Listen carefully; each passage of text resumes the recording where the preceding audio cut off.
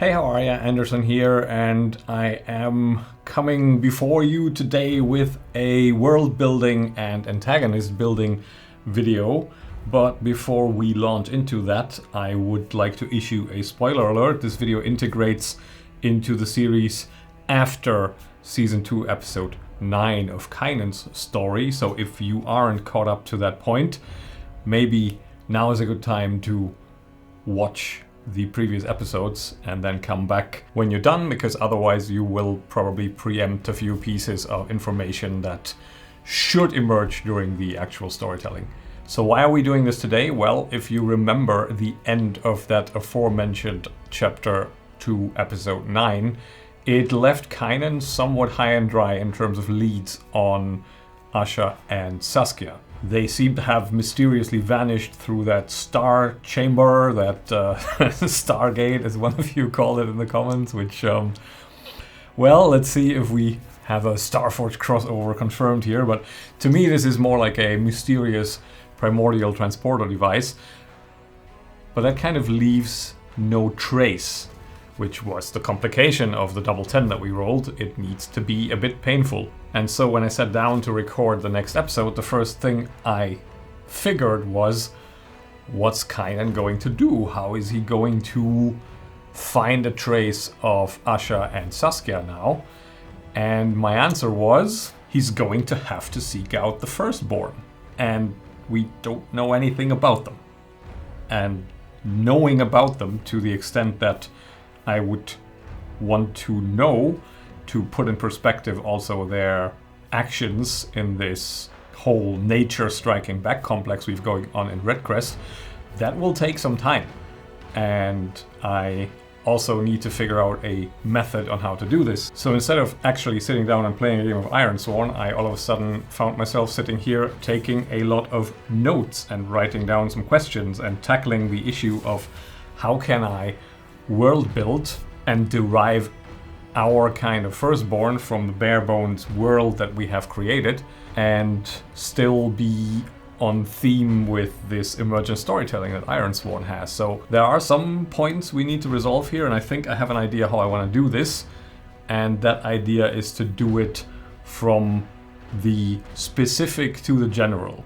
And what I mean by that is I would like to build the antagonist first. The antagonist in this sense, at least with the vibe I'm getting, being Asha's parental figure, her father, her firstborn half of her parentage. And by deriving how he fits into Elven society, what Elven society is like. So if he's like, let's say, an outcast for his actions, we know that the majority of elves disapprove.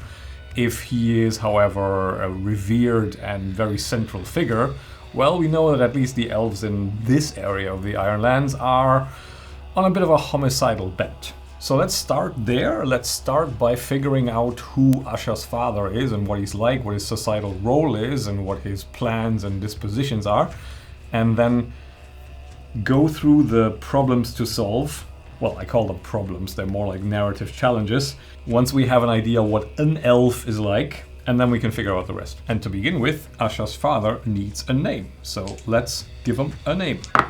And that gives us a 0-1, which is Arsula. Wow. That has a ring to it. Arsula. Arsula the Fallen, or Arsula the Hero. We don't know how Elven society looks upon Arsula and his deeds, but maybe we find out now, because we want to give Arsula a societal role now, so let's do that. Well, what does that mean? 0-0, unusual role. That's not helping. Unusual role. Unusual can be, well, funny how? Unusual how? Is it unusual positive, unusual negative? We'll go unusual role, but I think we need to somehow clarify that. How could we clarify that? Maybe by using his character descriptors or his goals? The roles pretty much cover the entire gamut of leader outcast, criminal, mystic, priest. So there's not really much of a gap there for... There's not really much of a gap that I'm seeing that a role is missing to some extent, except there isn't really a role, a mystic maybe, but there isn't really a role that directly relates to somebody who is actually competent in terms of rituals and magic. So maybe that's his unusual role. He is one of the few sorcerers among the Firstborn. It's a question mark for now, I think. Let's see what his goals are, and then maybe we can figure it out. One goal is to build a relationship. Okay. So maybe his relationship with his daughter is not as one-sided as I initially had it somewhat locked away in my head. Because Asha has a restore a relationship on her card, and I assumed it was with her father because we pretty much know she has one with her mother, or at least we infer it. But maybe it is mutual, so the estranged or not really present father figure reaches out and finds a willing participant in Asha, and together they bond over a bit of genocide, I guess. One more goal. 97, roll twice, that's a great goal. Okay, roll once more. That's a 40. Create an item. Okay, the magical angle, or the somewhat mysterious angle, deepens. Maybe he wants to make some rings and hand them out to the rulers of mankind and dwarves and... Never mind. 91. Escape from something. Does that mean he's locked up? Which would suggest that there is some level of disapproval, well, that he and his goals are meeting with the disapproval of the other elves, or most of them, the status quo. I really wonder how I would have done this if I had rolled Cure and Ill here. That would have completely thrown everything into disarray again. So we have an unusual role. He wants to build a relationship with, presumably, his daughter. He wants to create an item and escape from something. What's his personality? 26, ambitious. That is worrying. 34, insightful. One more. Was that a 63? Infamous. Okay, well, now the plot thickens. So he is an infamous person in an unusual role who is ambitious and insightful, wants to create an item,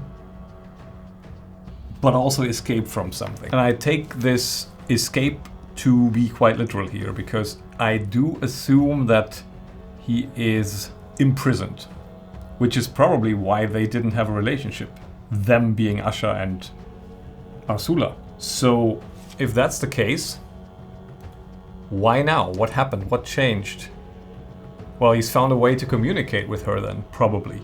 We also need to remember he's immortal. So what's a human lifespan to somebody who thinks in centuries? So I think we can assume that Asha and her father just recently connected, because now Asha is old enough for Arsula to see some use in her. And he reached out to her through whatever means from his imprisonment, and probably pushes like a bilateral agenda. One is to find his freedom, but I think the other would be to complete his revenge, potentially. So what he started... Oh, is that why he's imprisoned? Is he imprisoned because the other elves disapproved of what Arsula and his cabal of followers did to the old village? Probably back then with the help of Eren. I think we need to roll for this. Is this the case? So, is Arsula imprisoned because of what he did at the old village? 50-50. 51 plus is a yes. 75. Yes. So, the other elves, the majority of the other elves, do not approve of this blatant biological warfare that Arsula concocted. And now that I see him in this light, I think also in terms of how this disease works and how we could make it more interesting is if this disease is in some way magical. If this disease is somehow tied to a ritual that Arsula is working on, and perhaps with the deaths or the carnage that he is causing, he is powering something, creating an item. How can we narrow this item down a little bit? Is there some kind of item generation oracle or something? I do believe there's some loot or artifact examples here, but I'm not sure they are actually rolled. Let me look that up quickly. An artifact powers a destructive force which must be stopped. An artifact embodies dark will and must be destroyed. They do not use any new or additional mechanics. The foundation of moves, progress tracks, and fictional framing give you everything you need to add artifacts to your story. Oh! I just got an idea from the example artifacts here. Storm Surge Pillar. That sent me off on a tangent. If we remember at the very beginning of the first foray into the old village, there was this desecrated or somehow manipulated iron pillar that Kynan and Saskia ran into, and I basically just pulled that out of a hat as a thing that I thought might add some mysterious MacGuffin set piece to the scenery, and then it ended up coming to life and becoming the Aralu, because its decorations came in handy to manifest as a creature. But maybe there's even more to this. Maybe that's like a prototype thing, where Arsula has found some way to corrupt the iron pillars, but at what cost? So even though it'll probably come in very handy for the firstborn, for the elves to know how to make these iron pillars defunct and lose their repellent function, their weakening function against the firstborn, the price is too high. Something associated with it feeds something dark. And Arsula doesn't care.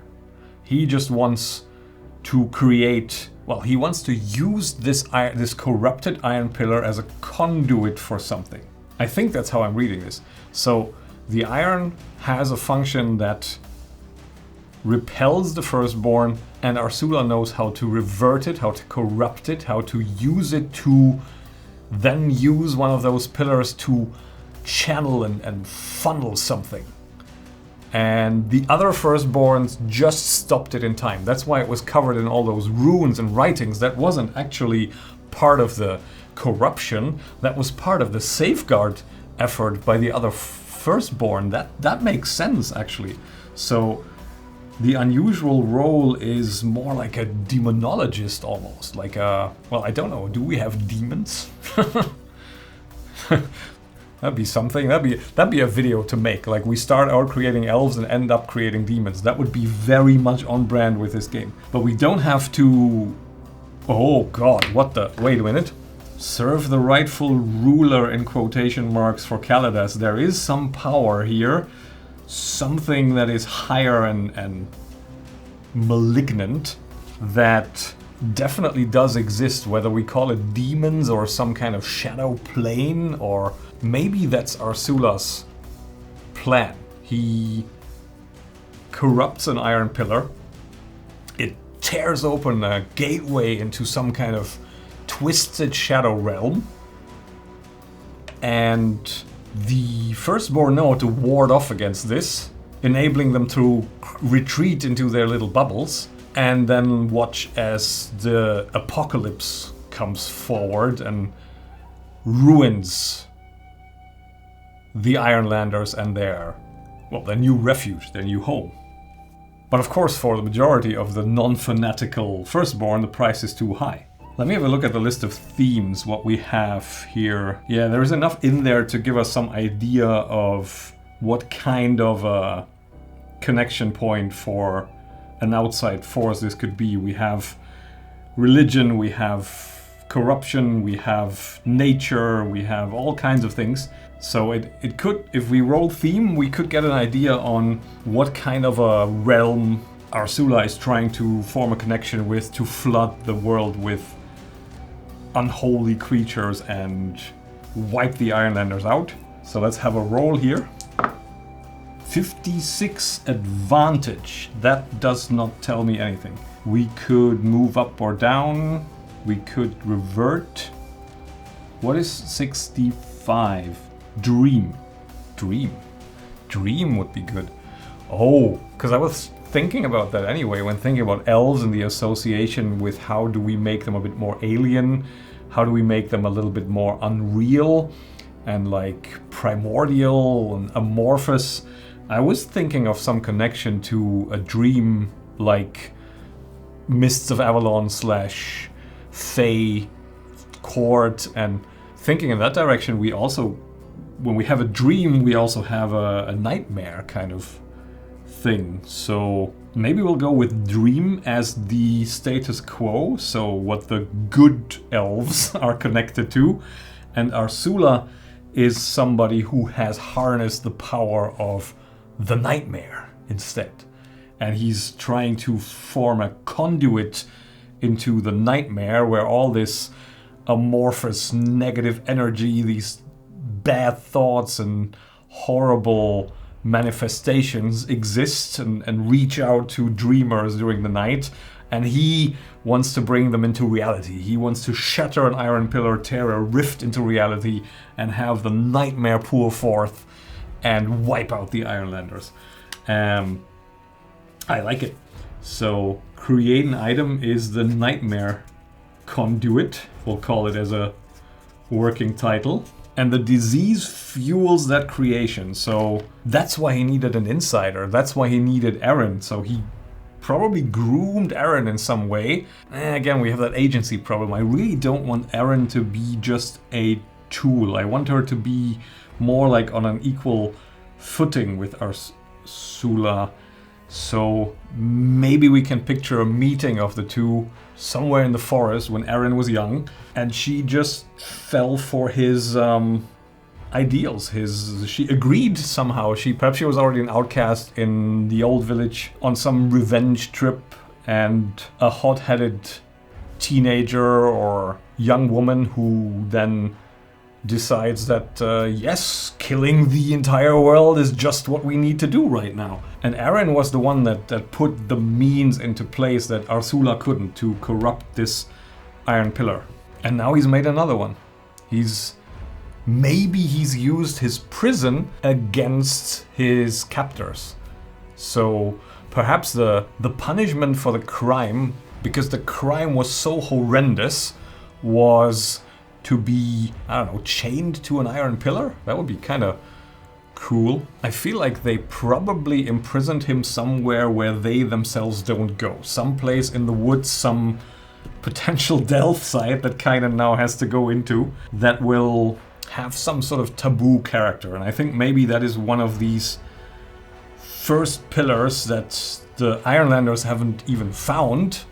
It's one of those pillars that the Ironlanders haven't discovered because they never made it that far into the deep wilds. And that's where Arsula's prison is under, maybe? Like some barrow in a tanglewood area with an iron pillar on top, and it saps his energy. He's chained down there somewhere, resting in nightmares and uneasy dreams, and that's how he reached out to Asha. That's how they communicate, through dreams. They have never met.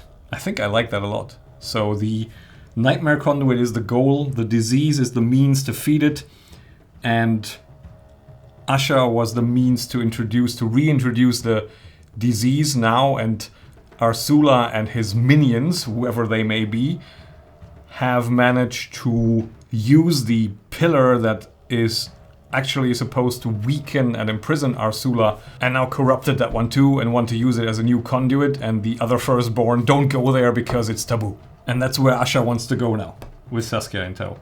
That's kind of hilarious. Right, let me have a look at my problems to solve list now that we know what Arsula is like, because I do want to infer some things about elven society from him. We still haven't really given his role a name. Let's call him a nightmare druid, because that's kind of what I picture him to be now. So he's the nightmare druid. Arsula, his byname, maybe we can still give him one. Is there some inspiration here in the Delph site naming oracles? Let's check the site name description for a nickname. 49. Forsaken. Arsula, the Forsaken. Sometimes these oracle tables also fit for questions that aren't really 100% related, but I think for a nickname generator this actually works quite well. So Arsula the Forsaken is a representative of an unusual type of elf, and my problems to solve, or thinking points, if I want to consider now this as a jumping off point for the elves as a people, is generalizing and stereotyping a people as a people. Like, there are no the elves, there are definitely societal currents in the elves, and so I figured we'll probably give ourselves a good idea of what the elves are like if we establish 3 extreme / middle ground viewpoints. So we have basically 2 extremes and the middle ground to represent the societal norms or taboos. And I think one extreme is Arsula and overall the Forsaken. Let's call them the Forsaken. That's one extreme, and they want to kill all humans. And that makes them extreme because let's think about extremes in terms of position. Basically, one extreme in terms of position is we want to kill all. So the other extreme would be we want to kill never. We have a large part of the society influenced by a taboo on killing that is sort of overlapping into elven society. You have the most extreme ones that don't kill at all, that are never acting against the integrity of life. That's a very perhaps a respectable position, but not a realistic one. And that's where the middle ground is, where most elves define themselves by their connection to life, but they will kill in self-defense. However, they're not going to be the aggressors, and they condemn this kind of genocide that the Forsaken want to push for. So the other extreme against the Forsaken, let's call them the Preservers for now. We have the Forsaken here, the Preservers there, and those viewpoints funneling into where the majority of elven society clusters in the middle, who rumble and call for retaliation whenever the Ironlanders overstep, and then maybe there's a raid or two, but overall the religious leadership of the firstborn of the elves and their societal standards would condemn this. So they will always land on this taboo against killing aggressively, and this sanctity of life. Perhaps they kill for need, but they don't kill as a solution for a dispute. And they don't kill for punishment either. So they imprison, they bind, but they don't kill. Even a Forsaken monstrosity such as Arsula. So the middle ground position is to kill to defend, to kill out of need, as in hunting or something like that.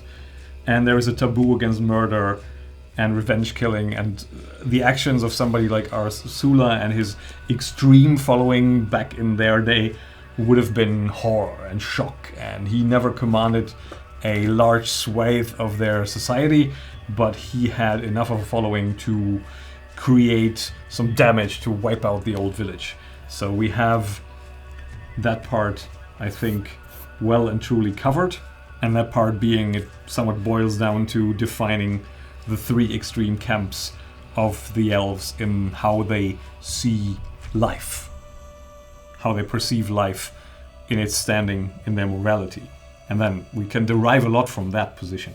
One other issue I have with the elves is their immortality and their life cycle, their unending life cycle, which poses both a narrative problem, because in a way they know a lot of things that are somewhat out there, and even if they may not be sharing, it's always making things a bit awkward if you have basically a world design where things go back thousands of years into the age of mystery, but then you've got the guy sitting over there going like, oh yeah, I remember, that was Fred, I was there. So that's, you know, you explore the Temple of Foreboding Ruins, and then Hulata, Kynan's elven friend, comes along and goes like, that was Barney. That doesn't really, for me that's always a bit of an issue with immortal races. So I want to tackle, in designing these elves, I want to tackle the undyingness and their memory in a bit of a different way. I also want to make them a bit stranger than maybe your regular fantasy trope elves. I want to make them a bit more alien. So maybe we can play with that. And my ideas for that were that there are two kinds of elves actually, and that their immortality manifests in two different ways. So what does immortality mean? Well, it means you don't die by natural causes, but you can still be killed. And to me, that gives me two kinds of elves, really. Ones that have been killed before and came back, and ones that never died. And by came back, I mean there is like an inbuilt spiritual component, a reincarnation mechanic, that dying elves always come back, and the majority of the elves that exist now have died before, but there is like one small fraction of their society that has never died before, and that maybe is another distinguishing factor between them as a whole and non-stereotypical. So we have the died before, in quotation marks, and the undied. Those names will probably not stick, I'll think about it some more, but overall I think that's what we have to work with as character basis. So the majority of elves have reincarnated, and while they retain some ancestral memories, like the died before, they retain some memories of past lives, they also lose a lot. And especially with that connection to a dream state, perhaps if they die, they recede back into the dream, and then they get reborn in some connection to that dream realm. And then when they manifest, they also cannot really separate what was real, what was their dream state, what was things that could happen but didn't happen. So maybe for them memory is also, and reality is also something that, where they just speak a different language. Like for them, things that could exist in potential have in fact happened, which makes it really difficult for a human to talk to them and know what's real and what isn't, because to an elf, a lot of things that aren't real to a human definition are in fact real to their understanding of what matters. So if they have a memory of it, even if it didn't happen, it's real, and for them that's no contradiction. I just want to put in some mechanics so that we don't have the option to generate an elf at some point who knows everything and who we can just go to and say like, hey, what about the Marsh of Souls? What happened there? It's like, let me tell you a story about a drunken night between friends. Like, that's not really how I want this to go. So I need the elves to have some kind of inbuilt breaking mechanism that doesn't have them remember everything that happened in the world and be able to spill the beans, because otherwise sooner or later there will be a run-in with some all-powerful older creature that will otherwise be in a position to answer too many questions, and then it's very contrived to have to constantly come up with reasons why they don't. So I'd rather have them not be able to, and that's where we bring in the memory, dream, reincarnation, things like that.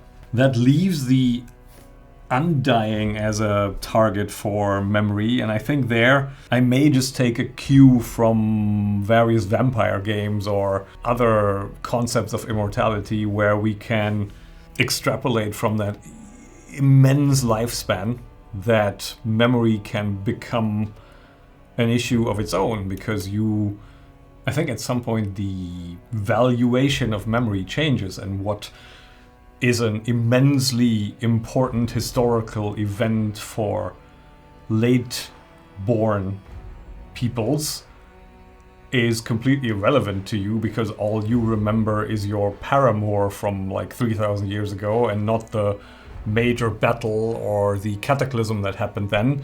That was just the scenery. So maybe that's also what we can do there. And again, also with a dream connection, maybe that's where their memories get warped or stored to some extent, where maybe they can't even access the entirety of their memories at once because they go insane if they live that long. That's also potentially a way we can play this, but I think that's not necessarily something we need to explicitly answer, but it's enough overall strangeness to work with in terms of who our elves are. That was a lot of so-called fictional framing. We derived a lot of things without rolling for them, because that is how you're pretty much supposed to play this. There aren't generation tables for randomly fleshing out set pieces like a society of elves or things like that, but we have enough means to take it out of the fiction as is and turn it into an addition to the fiction as we've done today. So I hope you enjoyed that. I think I have enough now to sit down and play the next session, and let's go and meet some elves.